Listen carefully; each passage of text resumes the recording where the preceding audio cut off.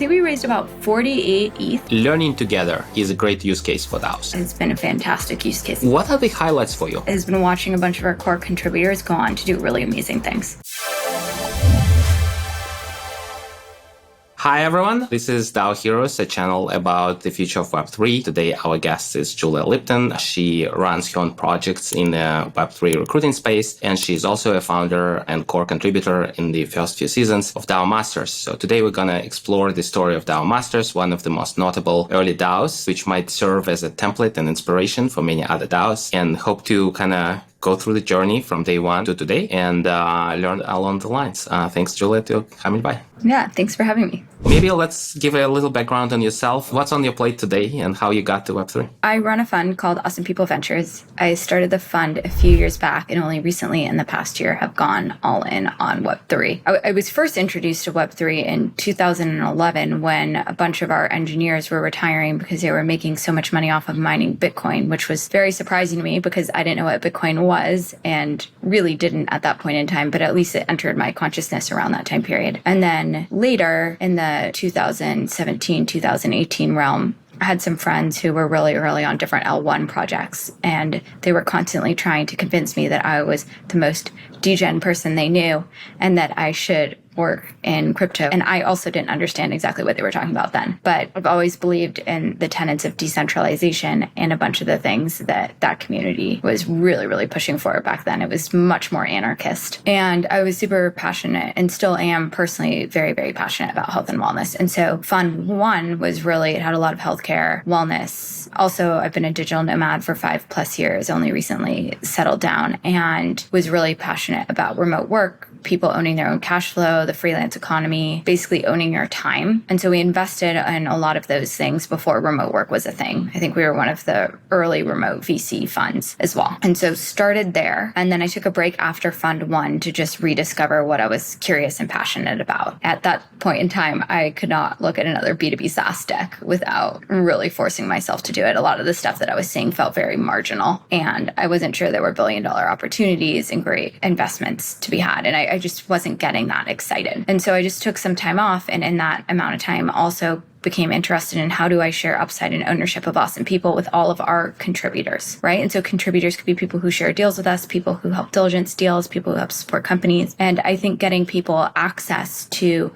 more forms of upside that look like equity is really important, especially as the wealth gap continues to grow. So I was interested in how could we effectively share carry with more people. And that led me down the DAO rabbit hole. And so I started getting interested in DAOs, thinking maybe they'd be a solution to this problem. And this was the particular use case that I became obsessed with. And through that, I started researching DAOs and how do you set up a DAO, and started researching all these DAO tools, at which point I created a crowdsourced DAO tool and resource spreadsheet that went viral amongst the very niche DAO. And from that, we ended up starting a DAO to research DAO tools called DAO Masters. Effectively, you were a user, you were researching, looking for educating yourself, and then you started basically sharing your learning as an open source, and then you got the community around that, and then it becomes a DAO. So what specifically was viral on Twitter? Was it more like call for contributors, or more like, hey, this is already a very good database? It was all called for contributors. There wasn't that much in this original Google sheet, and I gave the entire internet write access. We had to revoke write access as we started getting more trolls and people saying really nasty things, but hundreds of people contributed to it before that happened, and we left it open for months. Let's talk about numbers. How many retweets was this big tweet, or how many people joined? Have you tracked, is there a way to track original contributors? Was it hundreds of people, thousands? I think it was hundreds. We had an opportunity for people to leave their, I have to double check, I think it was their Twitter. Maybe it was their wallet to track contributors, but what we learned is very, very few people actually added their information to that tab as a percentage of the people who contributed. So more people contributed than the people who asked for their attribution of being mentioned as a contributor. Yeah, by orders of magnitude. Is there a good word to describe this type of content? Is it like crowdsourced database or link based, or how people would call this thing? I always call it a crowdsourced database. So Mirror is a way to, number one, receive crypto contributions, and number two, issue something in return. How did it work? How many people contributed? What was the total amount? Mirror is a really robust creator tool. You can do all sorts of things. You can allow people to donate, basically tip for writing an article. You can allow people to purchase NFTs. You can allow all sorts of different things. In our case, this was in the earlier days of the crowdfunding feature. And I at first thought thought that I would raise, I think I put the target at 15 ETH. This is back when ETH was somewhere between 3,000 and 4,000. So it was a significant amount of ETH. And I thought I would take this ETH and then go hire some agency friends to help build out a better database. And in the process of crowdfunding on Mirror, one of the fields that you have to fill out is a token symbol. And what happens when you launch a crowd fund is the people automatically own the percentage of tokens that is equal to their crowdfund donation. Whether I knew it or not, or was thinking about it or not, inadvertently created a DAO. What was the result of the crowdfunding? How much you've raised? I think we raised about 48 ETH, so we way oversubscribed. How many seasons in history of the DAO Masters are there? This is season 4. And you've been active how many seasons? I was very active in a DAO Master Guide, season 1 through 3. Did you had a robust content strategy, not in terms of topics like the project to review, but rather the format, how you planned the content creation? For season 1, we had reviews, like you'd expect in any sort of tool review site. And we also did video tutorials. You continued that through all 4 seasons, kind of more projects to being reviewed, or some new content formats beyond guides and reviews emerged over time? We mostly do tool reviews. We did start a research org that would interview different DAOs, and that's on DAO Master's Mirror account. And so we added that. What we found is that it was quite hard to produce research grade writing reliably. Like the people who were interested in creating that kind of content weren't necessarily, it was really, really hard to produce that caliber of content. So the people who are most interested in contributions were beginner level, and they were hard for them to create expert level content. Often also writing's a very specific skill. It's not necessarily correlated at all with someone's ability to do the research, right? You could be a really good researcher and not necessarily produce really good internet friendly content. What was the stance towards, I don't know, self-promotion or something similar? So let's say someone joined DAO Master and let's say they have a DAO tool, or they're like, this is great. This is all the people who are interested in DAO tools, and I happen to have a DAO tool.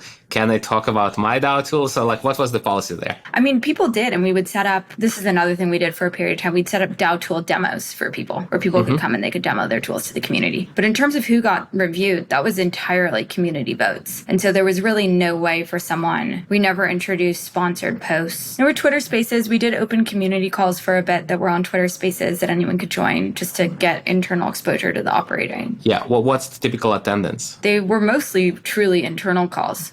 Like 10, probably the biggest one had 40. They weren't huge. There are times where if you only have 3 people show up and they're the right 3 people, that's it. Like most DAOs and communities could benefit from having fewer, more engaged people. But maybe let's talk about this. Let's talk about roles and hierarchy. How many levels of hierarchy have you discovered for your own organizations? And have you like invented cool names for the roles at different levels? It isn't codified. We have DAO Master guides who are responsible for season planning and DAO-wide goals. We have project team leads who often also overlap with the guide role. So that would be the person in charge of the research team, the product team, the tool reviews team, and then we have all the contributors who sit on any of those given teams. We have an open Discord, so we have a bunch of people who are just there to learn about DAOs and just kind of want to watch the workings of the DAO. And so those are just people on the internet. Have you explored the idea like more like corporate sponsorships or like founding organizations or the token holders who happen to be companies, not people? And or were there any companies who funded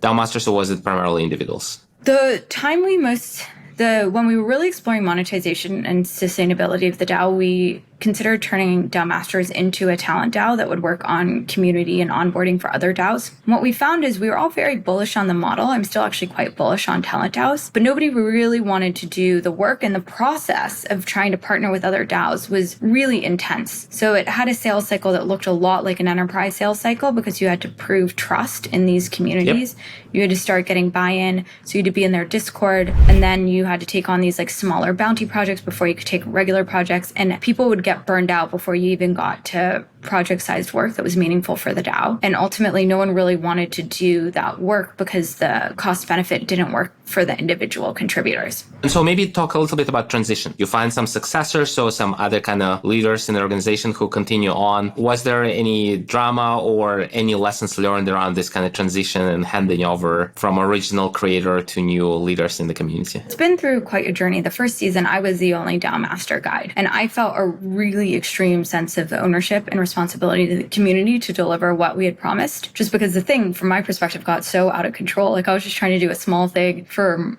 my small quarter of the internet. And before you knew it, we had this pretty big crowdfund and 150 token holders. And right now we have 3,000 people in the Discord. Like it snowballed quite fast. So I felt very responsible, and I was doing daily updates. I was running it like a proper sprint. And by the end of season 1, I realized there was no way that was going to work long term. And so we brought on other people that could lead these different team leads, and I put them on the multi-sig. Those other people became the DAO Master guides. And then we had those DAO Master guides. All of these people took different teams and ran them. That was awesome, but those people also got burnt out. And it works when people are getting compensated like comparable US wages, but when your treasury is draining and you don't have a sustainable DAO, what people are really getting out of it isn't the monetary compensation, it's the learning. It's that learning curve has diminishing returns. At some point, you've learned it, or you've learned what you're going to learn, and it becomes less interesting. And over time, that some of those folks are now transitioning out. They're still running it on season 4. And there's this new crop of incredible leaders, Ryan and other people who are interested in acquiring that skill set as well. In the process, at some point before season 3, the way our treasury was structured because of the crowdfund is I personally had 20% of the tokens, and our backers had the other 80% of our tokens. So our treasury had no DAO Master tokens. So all of our contributors were being rewarded in ETH, which is kind of screwed up. I mean, it's great to have ETH because it's more liquid, but it means that people didn't have ownership, and everything that we stood for was about the ownership economy. And so we relaunched another token. The treasury could own the majority of our tokens, so we could reward contributors in our tokens so they could actually like earn governance rights and rise up throughout the organization. This was really like the initial intention of this project was very much analogous to like an education nonprofit. And that's still the ethos, where we implemented really early on like a no price talk. We were really lucky that we didn't end up with like a bunch of trade. Like it was very mission driven. What are the highlights for you? What are the biggest moments of like learning and like celebration? For me, the biggest highlight has been watching a bunch of our core contributors go on to do really amazing things. People came in to learn, and now pretty much every DAO Master guide has started a crypto project. I think every DAO Master guide at this point has started a crypto project. And it's so cool to watch that, because these are all really, really talented people, and you want them to go on to succeed. And many of not just the DAO Master guides, like many of the core contributors as well, have really, really accelerated their career. And that's been probably like my personal highlight.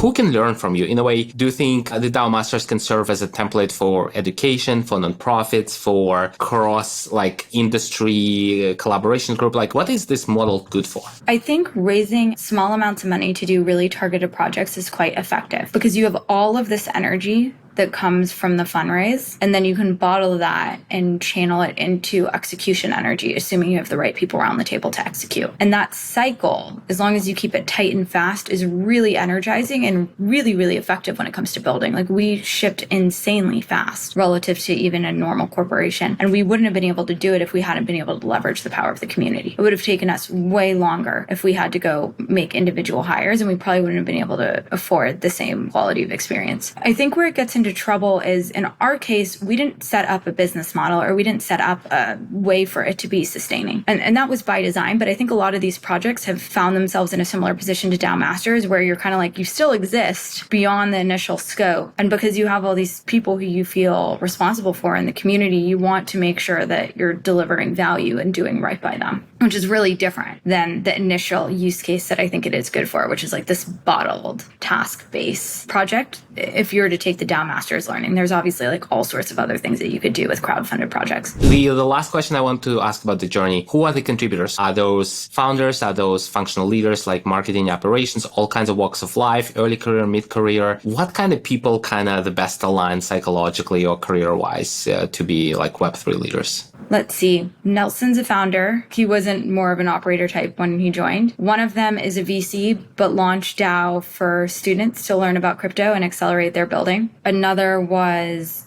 refining his skill set. He was doing ops at Bankless, and then he came over and also started doing ops for us, which Joe, he's incredible. So someone who just like wants to get more reps and learn faster. So effectively, my understanding is inbound, it would be operators, investors, founders, but outbound, that would be really all founders.